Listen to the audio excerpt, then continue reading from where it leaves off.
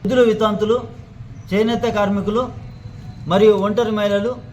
మరియు ఆసరా పెన్షన్ పెంచుతున్న ప్రతి ఒక్కరు కూడా మరి వికలాంగులందరూ కూడా ఈ నెల 26న పెద్ద బహిరంగ సభ నిర్వహించి వారి యొక్క ఏదైతే వికలాంగులకు ప్రభుత్వం ఇస్తున్న 4,016 నుంచి 6,000 రూపాయలు మరియు ఆసరా పెన్షన్ పొందుతున్న ప్రతి ఒక్కరు కూడా 2,000 నుంచి 4,000 రూపాయలు మరియు కొత్త పెన్షన్ రాని వారు కొరకు అన్న గౌరవశ్రీ పద్మశ్రీ గౌరవశ్రీ మందకృష్ణ గారు వస్తున్నారు కాబట్టి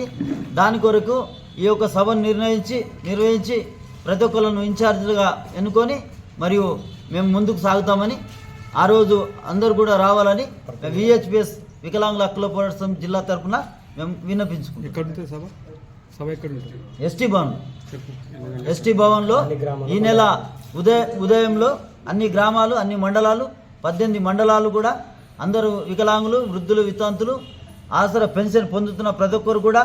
లేని వారు కూడా వచ్చి ఈ సభను విజయవంతం చేసి మన యొక్క సమస్యలను ప్రభుత్వం దృష్టికి అన్న ద్వారా అంటే మందకృష్ణ ద్వారా తీసుకువెళ్ళాలని అందరి ప్రక్షాళన మనవి చేస్తున్నాం. జై వికలాంగుల